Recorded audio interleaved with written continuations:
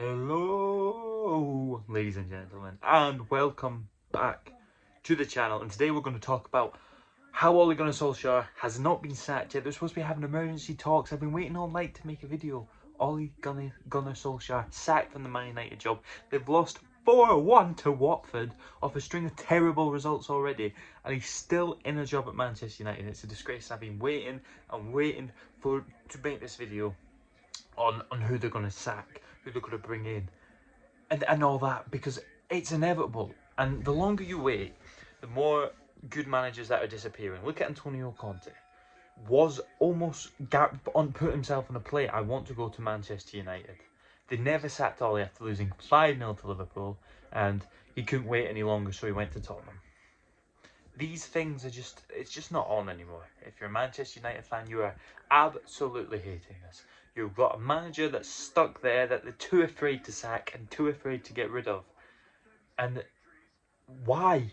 He's clearly not good enough. You've lost to Watford 4-1. They're terrible. And no disrespect to Watford fans, and I don't mean it in a bad way, but you should never be beating Manchester United 4-1. And the fact, it shouldn't have even been 4-1. Yet it could have been 5, it could have been 7, it could have been 8. It wasn't even close. They had 20 shots. Watford had 20 shots against Man United, and Man U had 9. What? How is that? It was almost as if the team should have been that other way around. It's almost like Watford should have been in the red and playing for Manchester United. All those players played for the shirt. All those players went out and did what they could for Ranieri. And Man United, they just don't want to. They're done with Ole. They're done with Ole. They're done with his no tactics, his no motivational skills, there's no passion. He has. It's not happening. You see him on the touchline when things go wrong, and he just folds his arm and just. Like, you can't. You're a Man United manager. You should be shouting at them, telling them what they need to do better. In their head, look at Conte, look at these other great managers, Zidane, Klopp, or even Arteta. They're so vocal on the touchline. You know, they're there. You need to do this. Defense, everything. You see them doing it. With their mannerisms, everything about them, you can tell the passion is there. And Ollie just stands there with his arms folded, and then when they lose, has a big cheesy smile on his face. How can you be a manager of a club that's just lost? You've lost 5-0 to Liverpool, your biggest rivals. You've lost 2-0 to Man City, your noisy neighbours, who are better than you now, way better than you now. You've just been pumped 4-1 by Watford, and you're sat there like, we'll get it next time, boys. We'll get it next time. No, you won't. No, you won't. Because as long as Ole Gunnar Solskjaer is in charge of Man United, games like Watford are going to become inevitable. You have Chelsea. They're going to tear you a new one. They won 3-0 today in emphatic fashion. Tore Leicester apart. Limb from limb. Tore them apart.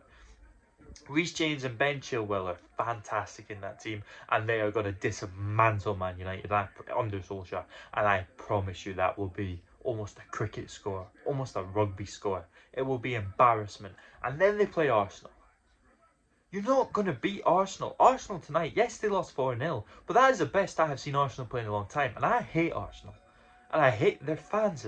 I'm not getting into that. This is not a video about Arsenal fans, because Jesus, they're a stressful bunch. But that's the best I've seen Arsenal play. That Arsenal team beats Man United easily. And then you play Palace.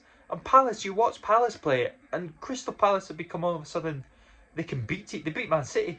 They beat Tottenham. They can beat teams in Crystal Palace, and they will tear Man United apart. You've got Villarreal midweek, which I'm going to assume, if Solskjaer's in charge, is going to be another loss. You're probably going to get knocked out into the Europa League again because of Solskjaer, and take you to the final where you bottle it again. And it's a disgrace how he's still there. And I know, in any normal circumstance of any other job, you wouldn't be stood outside the bloody, I don't know, Morrison's going, sack that manager!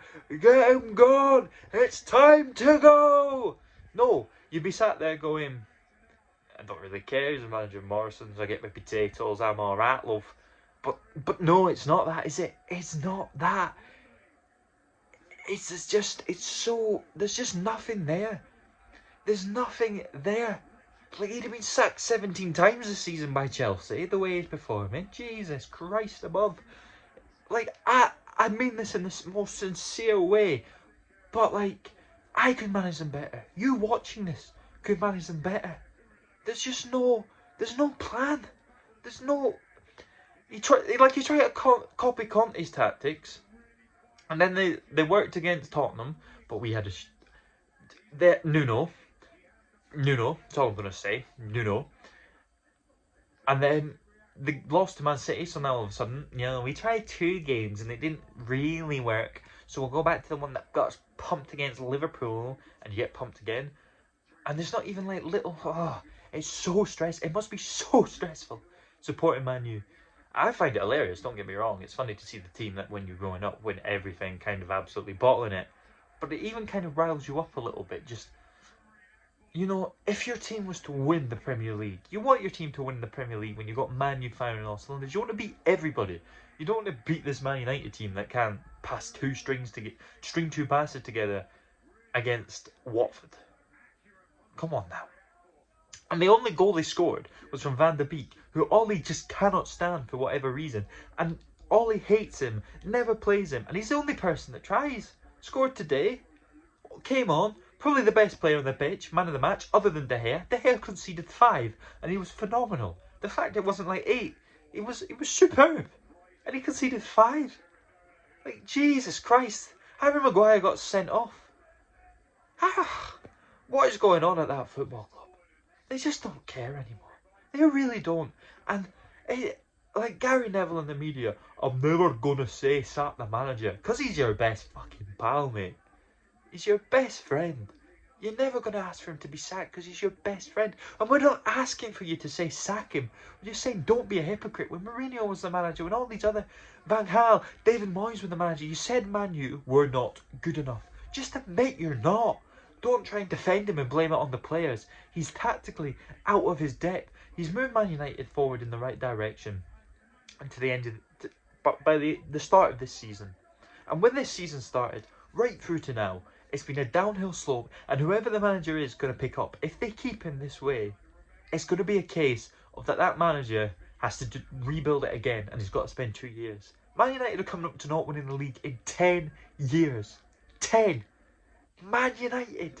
10 years. I don't know what to say. Just let me know in the comments what you think. How is Solskjaer still in a job? It's ridiculous, honestly. But it is funny. But let me know what you think down below. Thank you very much for watching.